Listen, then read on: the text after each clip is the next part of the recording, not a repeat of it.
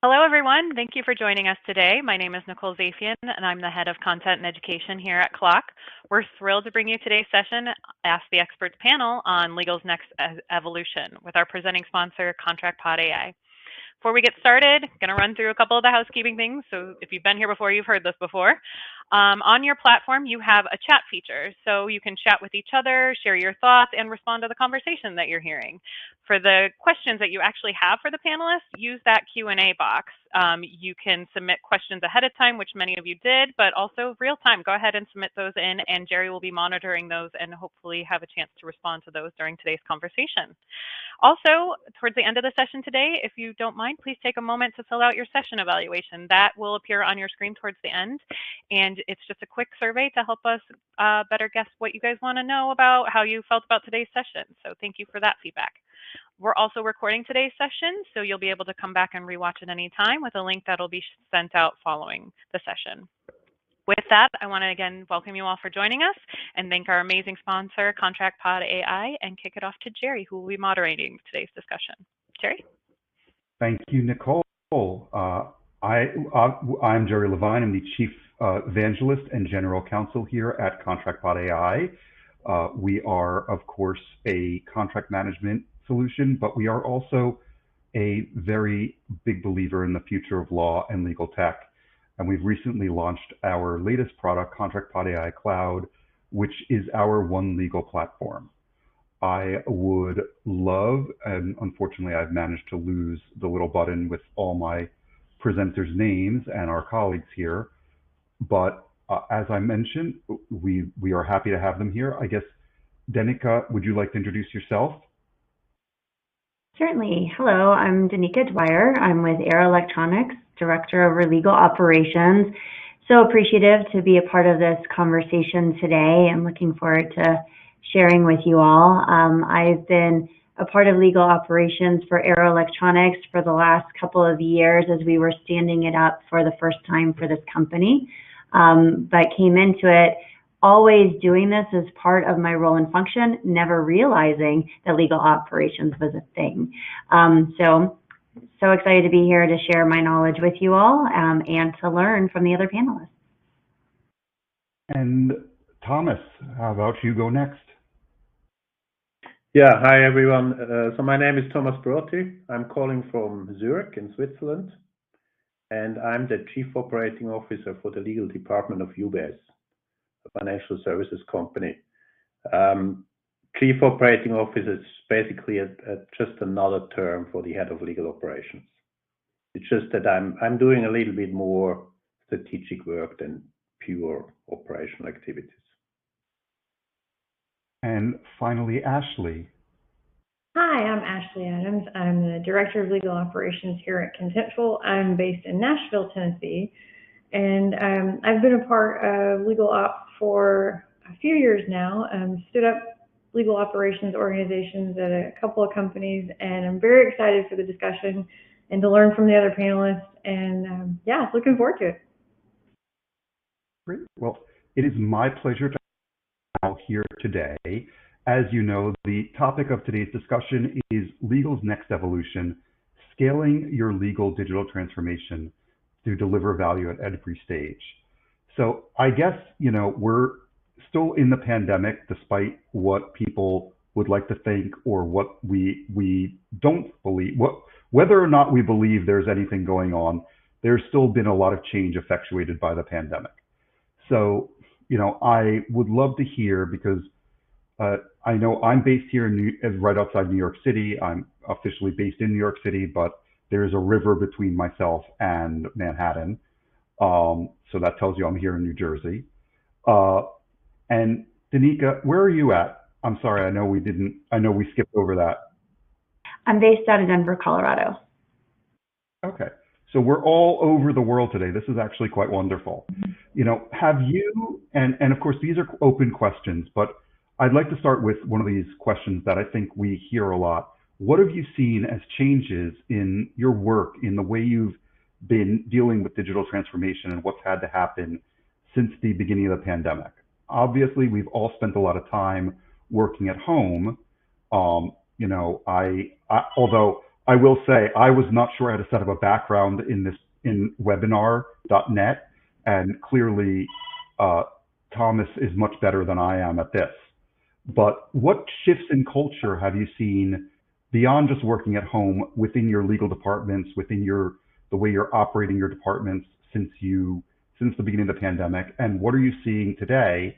In fact, I was talking to a friend of mine who's a recruiter at UBS, saying that he's starting to get asked what they're returning to the office. So I guess, Thomas, maybe it's best for you to take that on. But in your legal department, what have you seen? What changes have you noticed? Okay, before I try to answer the question, just one or two sentences on the background so that you have a better understanding how big the legal department is. We have 750 lawyers worldwide. So when the pandemic hit, that hit teams all over the world. So obviously, the first challenge was to make sure that all of them could work from home. The good thing is that UBS had already quite substantially invested into the end user technology stack, so it was pretty. Wouldn't say it was easy, but we were basically in 24 hours we were operational. What didn't change by the pandemic is our long-term technology strategy for the legal department. That really hasn't changed. And when we have questions then later, I can provide a little bit more background. But what we certainly have observed is that from a cultural change perspective, the pandemic, let's find the right English word. I wouldn't say wasn't useful, but at least it helped us in a certain way to accelerate the adoption of technology. And just for the very simple reason, because people were forced to use from home. And then all of a sudden you need to organize yourself, right? You need to just better understand how your end user technology stack really works. You need to be able to work without printing. So it was certainly tough for some of our staff, but it helped us because people had to get closer to the technology and had to be a little bit inventive on how to use the available technology stack. Just, for example, video conferences. Obviously, before that, we had a lot of meetings just physically in rooms. All of a sudden, all the meetings on the video conference. And that, at least one of the positive sides is that now our staff know how to use that technology. So it helped us, it just lowered a little bit the bar, to work with technology. And I think for the next implementations, big global implementations that we're going to do, that's going to help a little bit from a cultural perspective. Thank you, Thomas. Ashley, Danica, do you want to have a comment? I would just, second what Thomas said, is that I was in a different legal team when the pandemic hit versus the one I'm in now, a much larger legal team at that. And one of the fascinating things was how quickly we had to adapt, not being able to print. We didn't have an electronic notary, for example. So, being able to find quick pieces of technology to enable us to do our jobs that we would normally take for granted, being able to do it in person was one of the things we had to quickly kind of be nimble and move on, which I don't think we were prepared for. But the team that I was on, we rallied and we were able to do it. But it was a very interesting shift in culture and being able to do things via video, via other platforms. And just a quick note for those of you who are attending and are not in the U.S. Remember, notaries in the U.S. are very different than notaries in Switzerland, Germany, France, Spanish countries. They're not generally all. I think in the U.S. all lawyers are notaries, but not all notaries are lawyers. So there is a little bit of a difference in the way things function.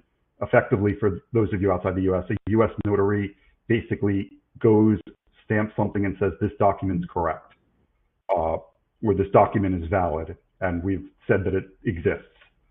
Whereas many of you outside are used to the notary also being an attorney or being a specific function within the court system. Danica, what are some misconceptions you've heard about digital transformation and You're smiling. You got very excited about that, it looks like. So what are some misconceptions you've heard about digital transformation? You know, I know that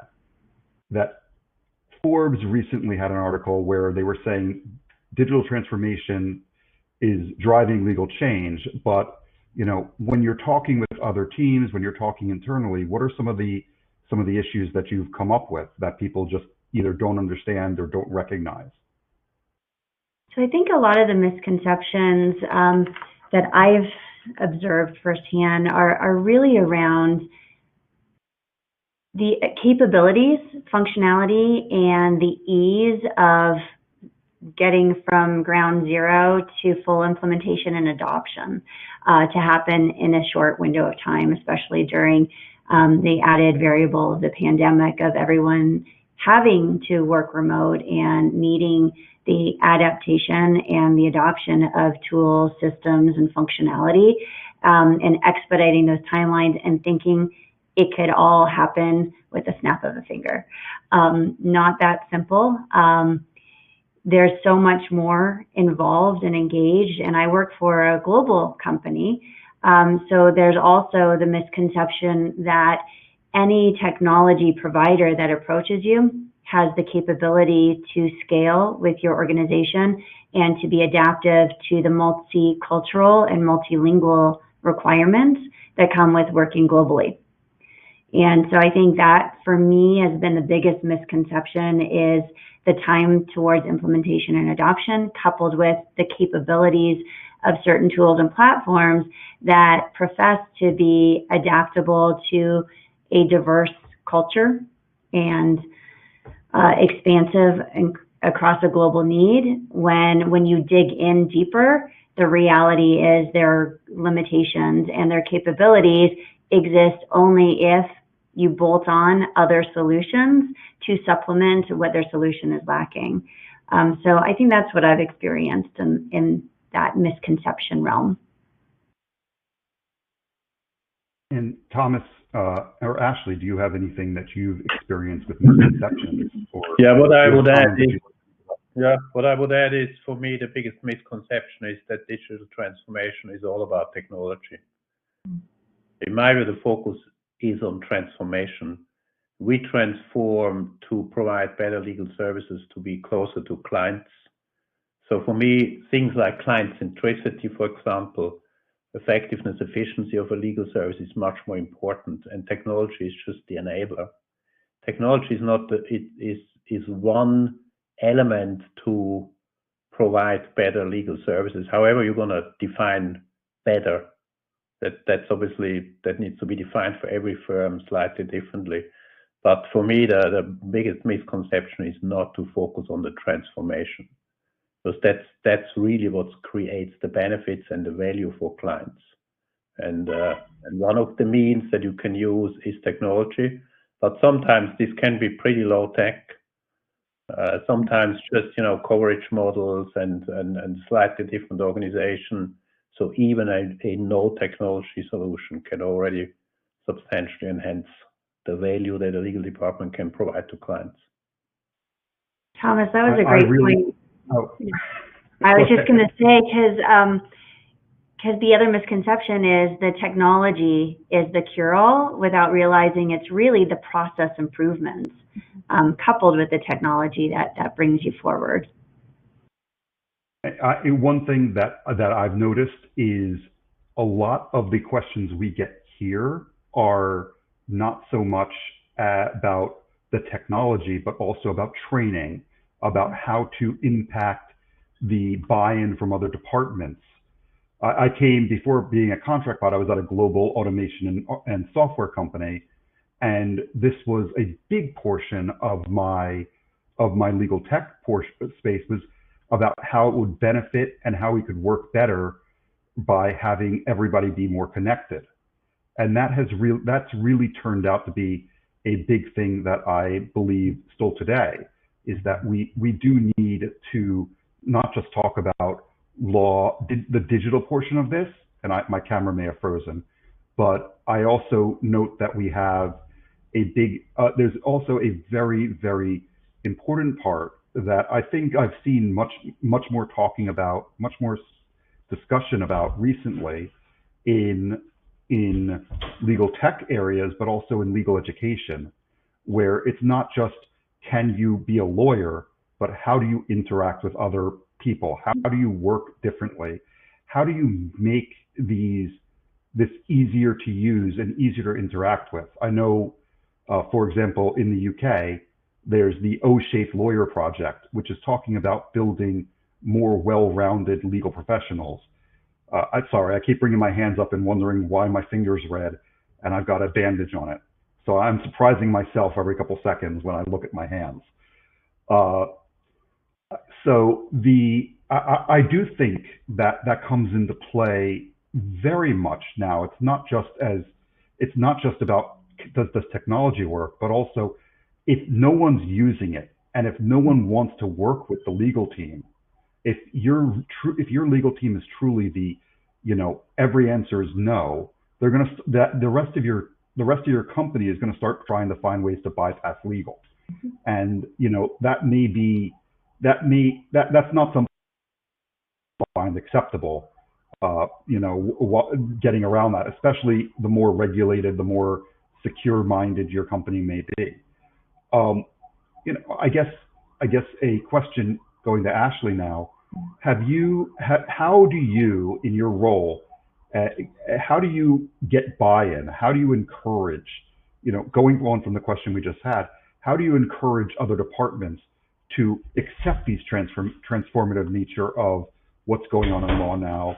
How do you accept them how do you get them to bring in not only the individual transformation that Thomas was talking about, but also the digital tools and the changes that need to happen across the board? I am fortunate. This time around, I work for a very collaborative company, and we're growing. So I think that is due in part to a lot of the collaboration I'm seeing. And so everybody wants to work with legal, which is great. Makes life a lot easier when everybody wants to work with us. Also makes it very complicated as well. But one of the things that I think is important in any role, whether you have buy-in or not, is that you bring people along for the journey and you involve them early and often. There's the whole misconception around digital transformation doesn't tie to business OKRs. And I think sometimes legal has the issue of not thinking about themselves as a business function and tying back into what business objectives are. And so if you have strategic alignment across the board on how you can have a business-led legal assisted model, you'll get a lot more buy-in, you'll get a lot of people wanting to get on board with you. And one of the things that I like to do, like I said, is bring people early and often. So if I know my stakeholder group, then I keep asking the question, who else needs to be involved in this? And there is the whole idea of having maybe too many folks involved, but I think if you get the right players in the room, you can see that change happen a lot faster. You can move more agile, and everybody feels a part of the process. And the other thing I would say to that is communicate. Even if you have to over-communicate, which we do a lot of.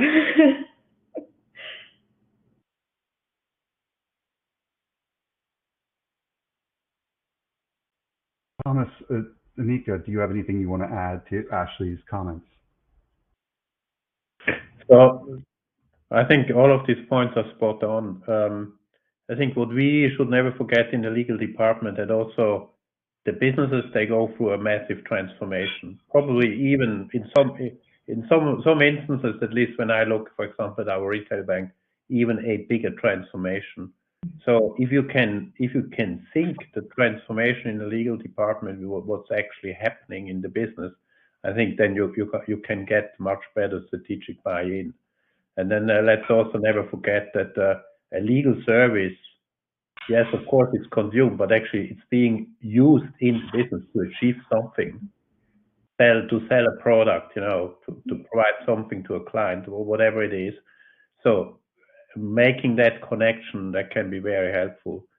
Just another idea, if it becomes much more specific, is really to adopt the front to back process view. And then, like was already mentioned, get all the people in a room who are actually covering the full process. then usually that's also much easier, A, to find good ideas, and B, to get buy-in front to back. Because usually you can transform processes in a way where actually every department involved in the process is actually going to gain and will see improvements. I would say very similar to what Ashley and Thomas shared, right? To gain that buy-in and build that traction is knowing your audience and speaking to them in a way that they understand what's in it for them. But the other way is also when you're adjusting the processes or you're implementing tools to take into consideration what is the company already leveraging and how can you leverage those same tools that have already gotten the adoption to just supplement or expand it in a way that helps, complement what they're already familiar with. And I find that that's another avenue for buy-in. And the last additive is partnering with your IT team. They're going to be amazing advocates in support of your initiatives. And to Ashley's point of early and often, if you're engaging your IT department early and often and you have a solid partnership there, when they're out across the organization touting all the different things that they're working on, you're also getting additional airtime on the projects that you're embarking upon too. So it's another avenue for awareness and buy-in too. So I have a question that is going to be, I think, really going to depend on the size of a department as well. And I think this kind of feeds off of all the answers we just got. And when you're implementing these projects, do you take a big bang approach, or is it more agile? Do you try to get everything done at once, or do you do it through stages? And I coming from a software company to another software company, it's often, let's just get it done. Let's do it right away. But I would love to know how you have all approached this. Is it just throw it down? We're doing this. It's going to happen. Or is it stage one? We're going to see if stage one works, stage two, finish up stage, So tell me a little bit about how each of you would approach that, or how you are approaching it at your companies now. I guess, Thomas, if you want to, Ashley. Yeah, sorry. I would say it's a marathon, not a sprint. And what I found is that people can get overwhelmed when you're implementing at a large scale. It's that go big or go home mentality. And so what I found that seems to work is mapping out smaller goals to achieve this larger objective. So whether it's phasing in different pieces of technology or different pieces of a process, and really taking a look at each phase, what worked, what didn't work, do a postmortem on that specific set of things that we wanted to achieve, and then outlining and being very specific, and document and revisit and ask questions, and having it aligned has always been very helpful. But I have worked the other way, where it was you get the directive and you've got to implement, and so you do the best you can and throw a big piece of technology out there and hope that it works. But to Danika's point, having IT as your best friend seems to work pretty well in those types of situations.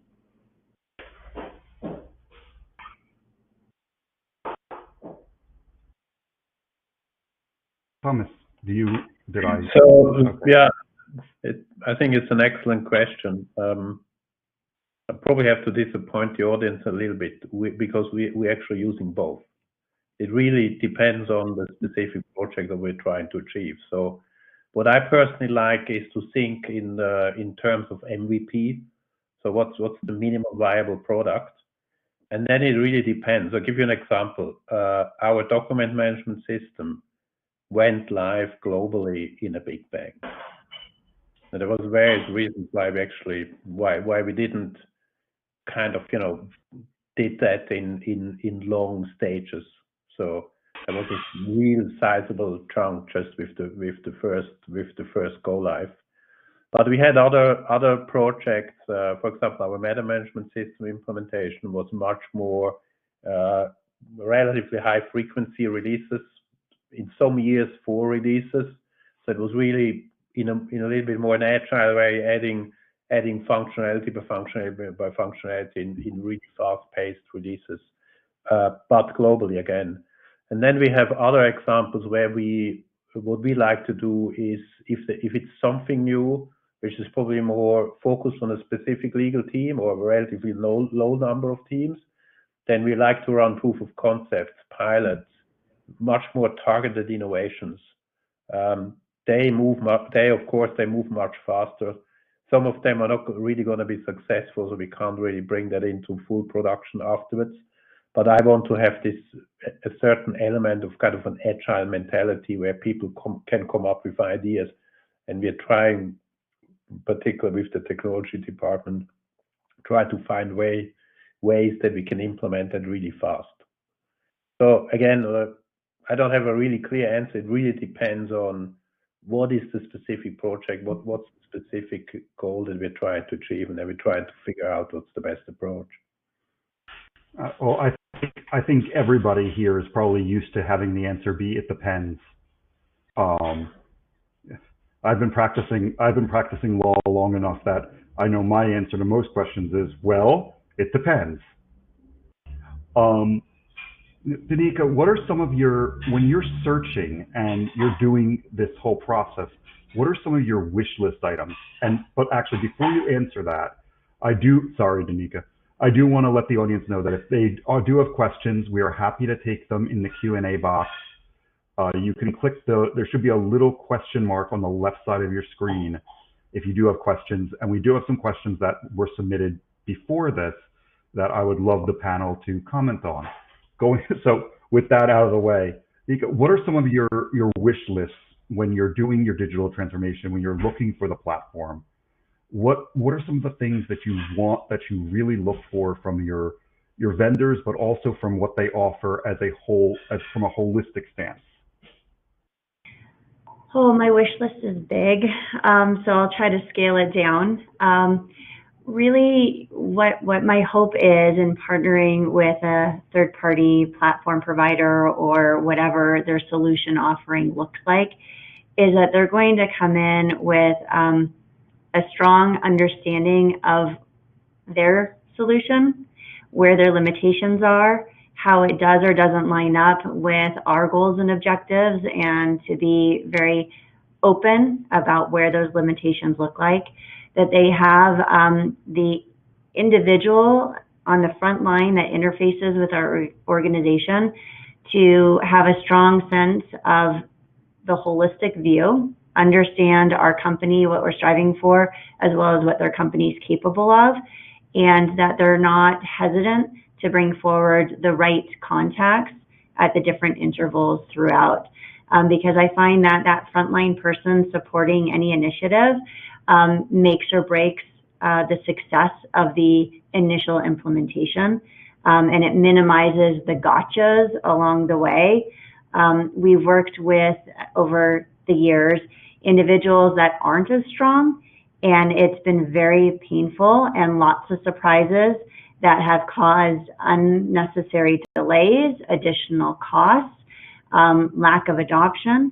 But those that have had stronger individuals representing those companies that can truly partner with you throughout, it's so successful. There are no surprises, there are no gotchas, and there are no hidden costs, right? So I don't know if that really answers the details of the wish list, but on a broad brush scope, that would be my hope.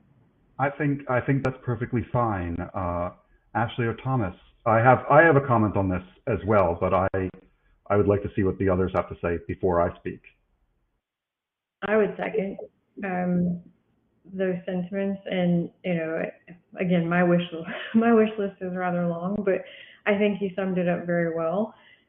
Being able to be a true partner is really important, and understanding our goals and letting the product shine. They know their product better than we do, and if they're presenting to us, let the product shine so that comes through that we're truly going to solve the problem or the issue that we're looking to solve for. Sorry, I'm gonna make the list even longer. Obviously functionality, but then where we have often issues. Can they fulfill security requirements? Can we integrate the solution in the existing technology stack? Can we scale the solution globally? For a big legal department, that's crucial. What's going to happen with performance? Then for me personally, quite important, is this a company, a vendor who wants to really get into a strategic long-term partnership with you? Yes or no? For me, that's absolutely crucial. How financially stable are they? We don't want to buy a product where we're not sure whether the vendor is going to still be here in 2 years. And then just to mention one last item, but I know that we have longer items, so I hope our head of IT doesn't listen. But another quite important thing for us is what is their product roadmap? Not only the current functionality, but how does the roadmap look like over the next 2-3 years? And are we, would the vendor be willing to involve us into shaping that roadmap or not? And I love that you went through the details of the wish list, Thomas. So if I could throw one thing on there too, are they a diverse organization? I think I was going to say I have actually in prior lives contracted with UBS on multiple occasions, and I have seen some of the questions they ask of vendors in terms of that, and I do think that it actually informed our contracting process for our vendors, because we started asking our vendors, many of the same questions that we were being asked by UBS, because we thought that it was a very, very solid vendor management platform. Not to get too far off topic, but these are all very good things.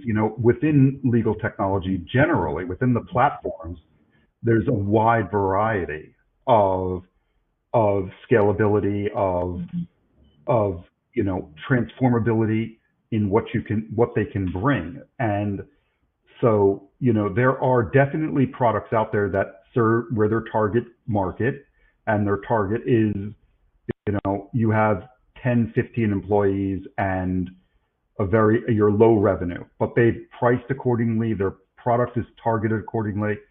And then there are products that aim at 1 billion, 10 billion plus revenue, hundreds of thousands of employees.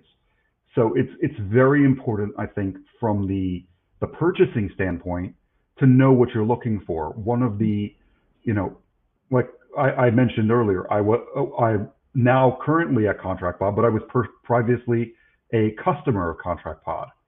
So, I came in because I really liked what the product was doing, where they were aimed, what was going on.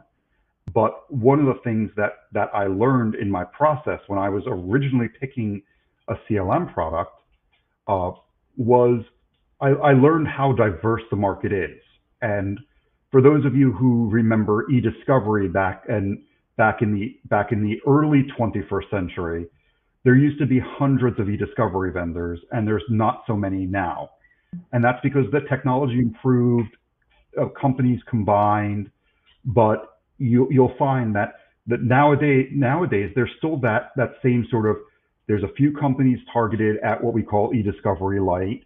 There's a few standard e-discovery size companies, and then you've got the tremendously large providers, whether they're Relativity or other providers that do very massive projects. And we'll see that, of course, in any industry, but it's one of those things you do want to take into consideration as in legal technology and legal operations, is what Thomas was saying and what Danica and Ashley have commented on, is there is this, what is the long-term plan for this company? Because regardless of your size, you don't want to find out that, they are going to disappear within 6 months.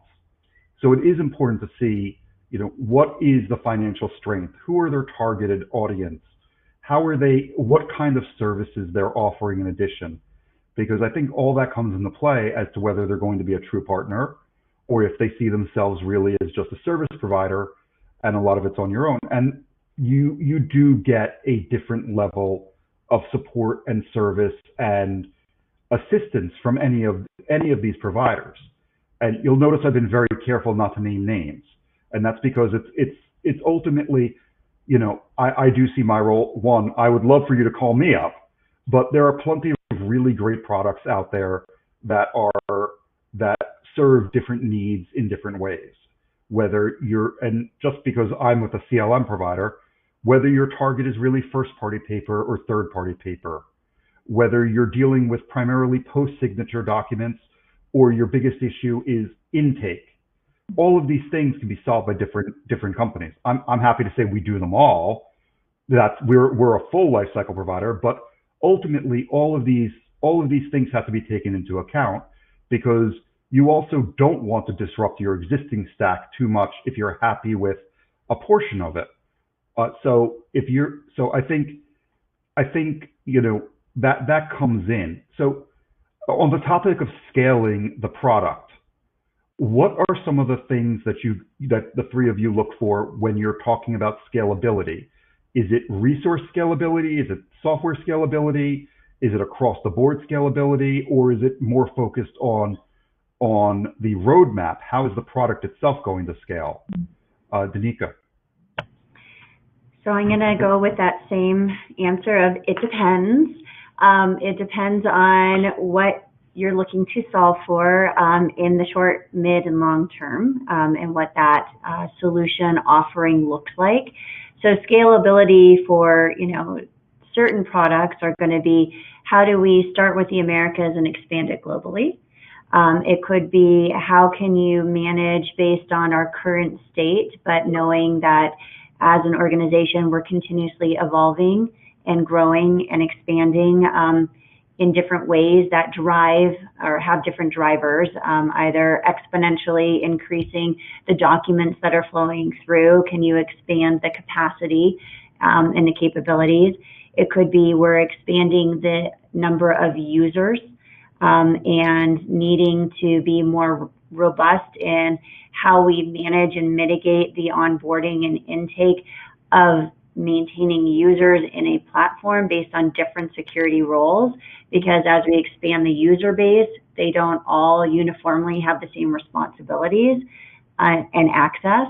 And when you're starting to bleed into different countries, there are different regulations and rules around GDPR and other similar laws to protect the information contained. Or if you're working with government, ITAR regulations, and how to make sure that as you're scaling, you're working with a partner that's not losing sight of the controls and regulations that need to be a part of the expansion. And then integrations. How do we make sure that it maintains current to the market, the needs, and the growth, and has the flexibility to do integrations as other solutions are being onboarded to fill the needs that they can't? And what does that look like over time? And how do they support it?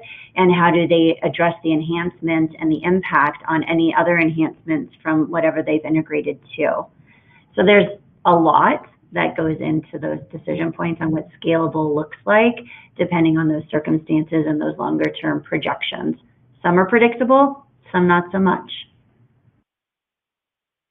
So I would love to know, based on Danica's answer, is especially for high growth companies, you know, we've got four different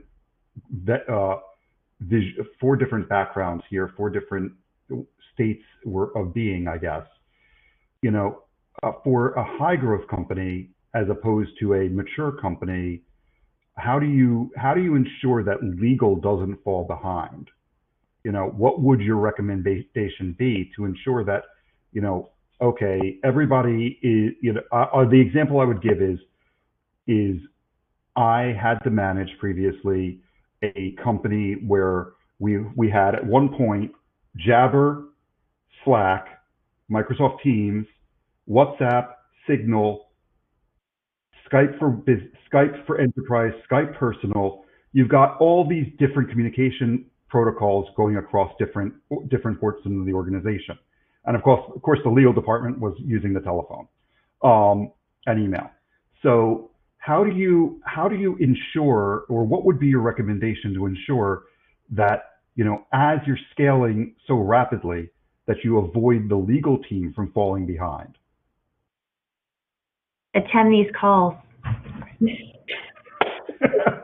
we go. That's the CLOC shout out right there.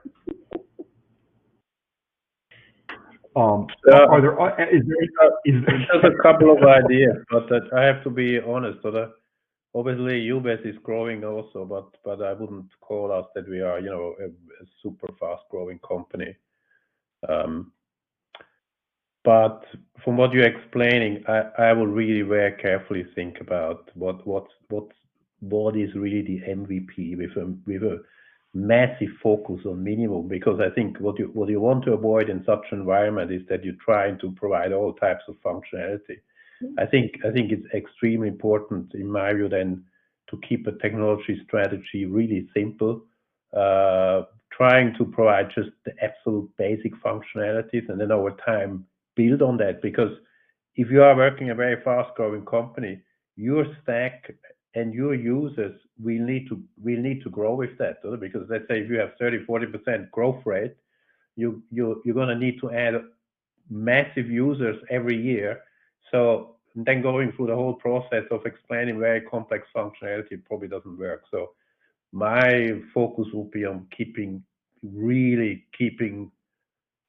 the functionality pretty slim to the absolute minimum, controlling that, and then using solutions where you have a relative high likelihood that you can really grow them.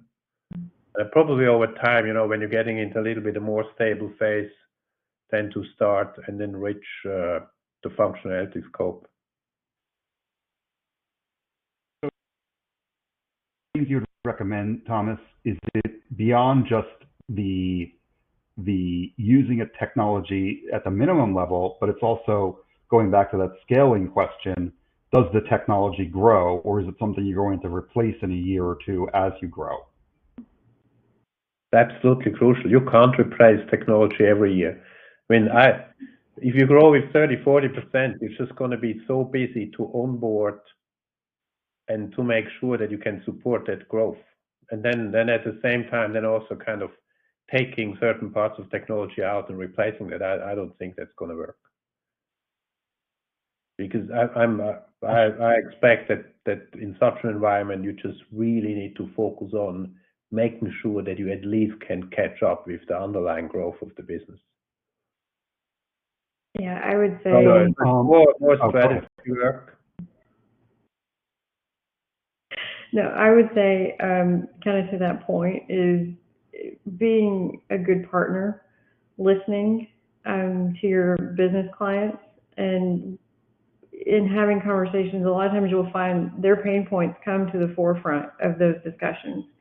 So actually taking that in and listening. Another thing with technology and scaling, I'm in a high growth company, is being mindful of meeting people where they are, because everything is disruptive right now.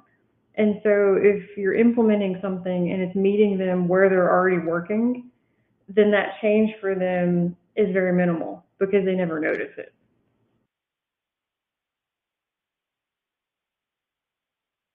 So we actually have a question that came in that I think is interesting, and it's: do legal departments employ processes to improve operational excellence, such as Six Sigma methodology? Does anybody have an answer to that one? I would say yes to that. We don't necessarily call it out and say, hey, we're approaching this as Six Sigma, but we're employing those elements and those skill sets to ensure a successful outcome. And we do that by building project plans, building business cases, building charters, and working on the stakeholdering and the change management. And we start by building the right team.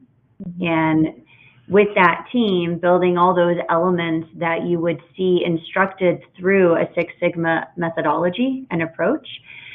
So you will see that underlining of those skills and methodologies at play. And we'll factor in different methodologies depending on the size, scale, magnitude of the opportunity that we're going to engage on. And it could take any different kind of shape or form. You know, you might look into the different hats to be able to poke holes and assess, you know, to Ashley's point, how do you meet people where they are? And saying, here's a solution, but how do we know it's the right solution? Let's build a baseline of analytics to help build the justification and the case to move it forward. But then we've got a baseline to refer back to measure the success of that implementation over time. Different elements.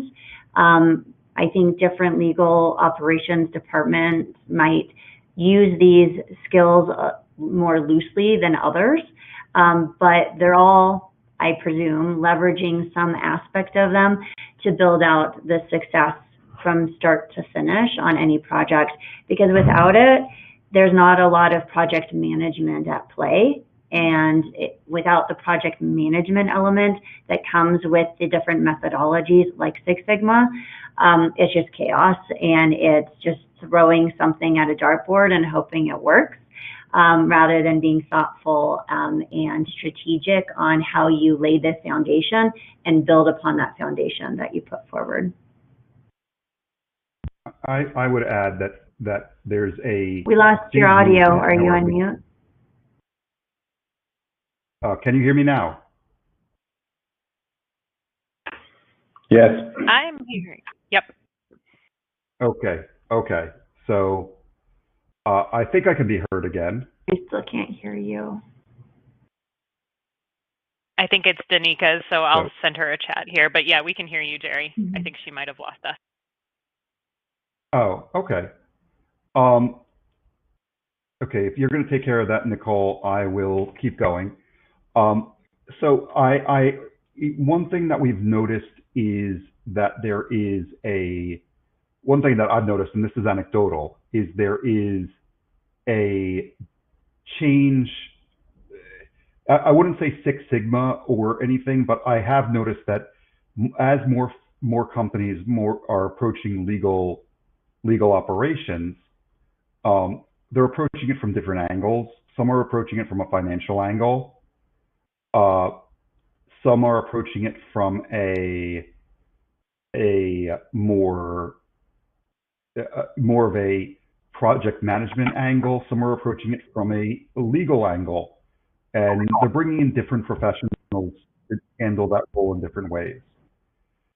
So there are I think there's quite a few different ways to improve operational excellence. There's also been a recent engagement more at least at American law schools, and I did mention the O-shaped lawyer project earlier, of getting more and more, I guess the word is technology and operational prowess into young lawyers and practicing lawyers.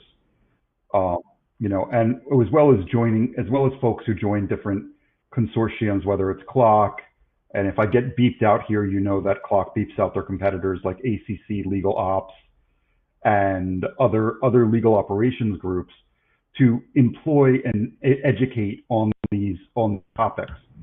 So, you know, I don't think I've had a Six Sigma black belt come in, or a green belt, or whatever they're called, come in and say, this is how you can do it. But I've definitely I've definitely seen more and more folks ask about what is the way we would manage the process. Do they want to bring in their own PM on their side to ensure things go smoothly?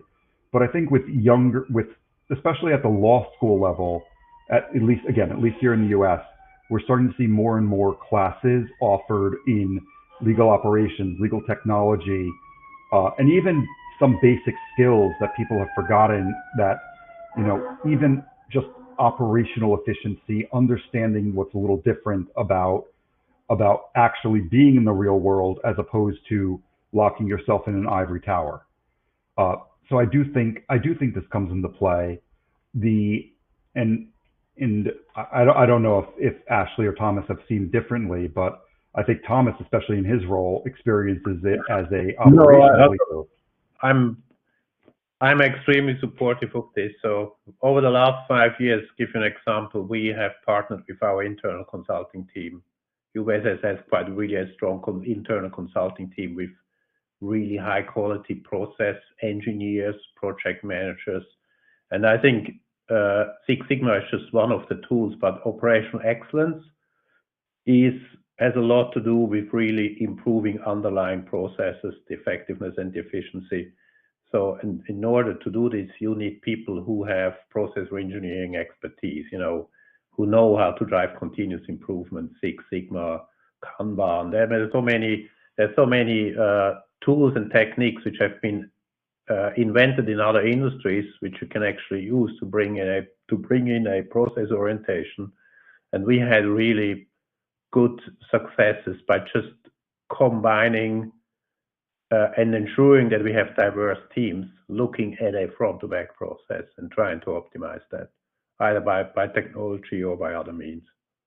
And the common language in the end is the process. So all of these techniques like legal design thinking and so on, these are just different tools to make sure that people really talk about a process from A to Z and how specific legal services are being delivered, produced, provided, and delivered, and then consumed by clients. Actually, Thomas, I left out legal design thinking, which I'm a very strong proponent of, and we just brought into our company a leader in legal design thinking because we've noticed that it's one of the areas where there's always a lot of problem is just communicating from a legal standpoint to a consumer standpoint, whether you're in-house or external, and just having someone who can help convert lawyer speak to human can be very helpful. But there is quite a bit that can be done, whether you're calling it legal design thinking, legal operational assistance, Six Sigma. All of these play into, I like to say, humanizing the law, but humanizing how we interact and ensuring we interact properly and understandably with others. So, Ashley, I don't know if you wanted to add anything there or if you're just happy to go on. What I would say is, in a previous life, I am a Six Sigma Green Belt equivalent. And so what I have found is that using a combination of methods with my different legal teams that I've worked with and business partners has worked very well. So not sticking to, it's got to be Six Sigma, or it can, you can bring in different elements to bring people along in the journey of whatever you're solving for. Seems to work rather well. I recently led a session with our team, which is rather small, through design thinking on a particular problem, and it was remarkable, and they asked a lot of good questions, and it was a little unexpected because they were there with me, and I'm like, I haven't seen this before in a while, so.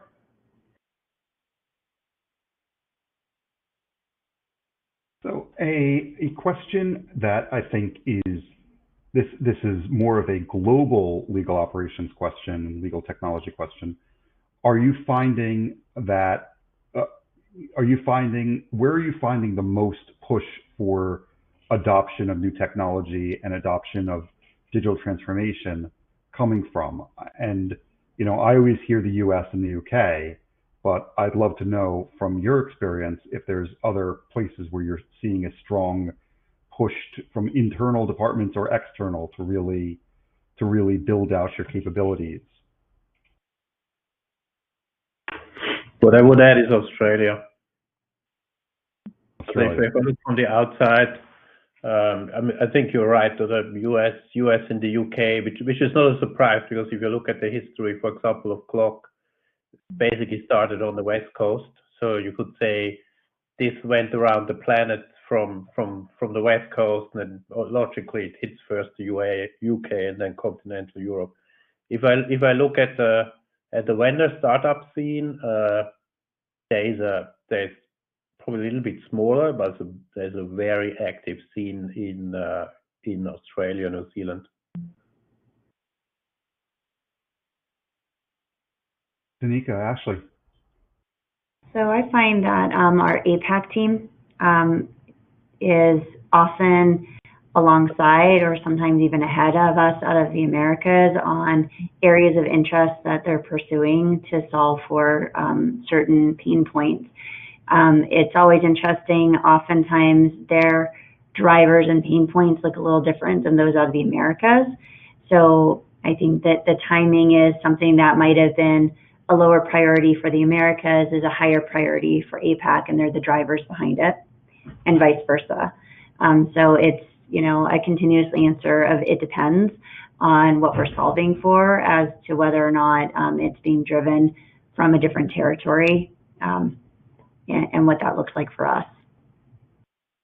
My previous legal team, it was APAC driven. To that point, a lot of times they were much further ahead than we were in the U.S. in terms of need, in terms of technology priority, and it did look a little different, to Danica's point. And so a lot of times we would partner well together to bring over some of the processes or things they were using into our U.S. team. So I know we are almost out of time. I guess the last question I'd have for this would be, and unless Nicole tells me otherwise, I think we are almost out of time. What do you think for the next year to 18 months? Where do you think your focus is going to be, or what would you recommend that people focus on with their digital transformation? For us? I guess Tom or Ashley, go ahead. So for us internally, we will focus on what we call our global digital legal front door, which goes live in a couple of weeks, and I believe that has the biggest transformation potential, because it actually can help us to transform the way how we interact with our internal clients and come up with complete different ways how we deliver legal services, from self-service to semi-self-service to document assembly to legal request intake. So that's one of the priorities for us.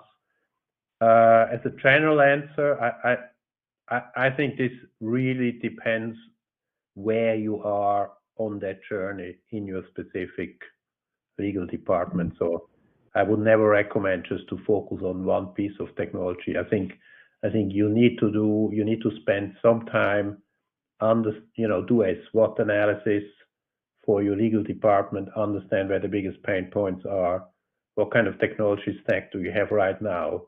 So what's a suitable technology strategy for the next couple of years, and never forget really to fix the basics. Actually, we spend quite some time just fixing the basics, and I mean we're fixing the basics: proper matter management system, proper document management system, proper MIS.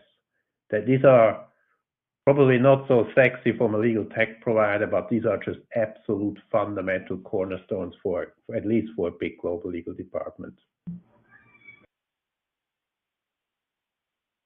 I would say that if you're not aligned, generally you are fixing a lot of that to start, because it ultimately, if everything is balancing on one leg, and that leg collapses, you don't want that. You want to have the proper stack built. But I think that is one of the key things is there resiliency in your transformation? Are your processes resilient? Are your systems resilient, or is it just a house of cards to be, and the minute all of a sudden you can't access, for example, internal SharePoint, and suddenly everybody's locked out of every system because you have no other method of access. So no, I think that's a very good point regardless, Thomas. Ashley, did you have anything you wanted to add? I know. I would say for us, it's really scaling and building that empowerment to our business clients and partners. And some of it's education and some of it is aligning to the more business objective side of it, but really giving them the opportunity to do that business-led legal assisted, type of model where they have the resources they need and legal is really adding that high value where we need to be. Oh, Danica, anything? And so for us, similar to Thomas and Ashley, it's going to really be focused on fine-tuning what we've implemented in kind of the rush cycle and making sure we're thoughtfully expanding it and enhancing it and focusing on the training, the education, and building that adoption. Well, with that, I think we have hit our hour mark. I would very much, on behalf of myself here at ContractPodAi, the team at ContractPodAi, and I'm sure on behalf of CLOC as well, I would like to thank Ashley Adams, Danica Dwyer, and Thomas Barothi for their time today. And, it was very insightful. I hope our attendees here got what they were looking for. And of course, I'm sure if you have any questions, do feel free to reach out to me or reach out to CLOC or join the lovely, what do I call this? The lovely team at the CLOC community, community.cloc.org. So, Nicole, back to you. Well, thank you all so much. Again, thank you to the panelists and to you, ContractPodAi, for your support and development of this session today. And you can join CLOC Community Connect to join the discussion that Jerry is referring to. So thank you all. And you will get a follow-up email with the link to the session. And if you have a few moments, that's appearing on your screen as well. Thank you.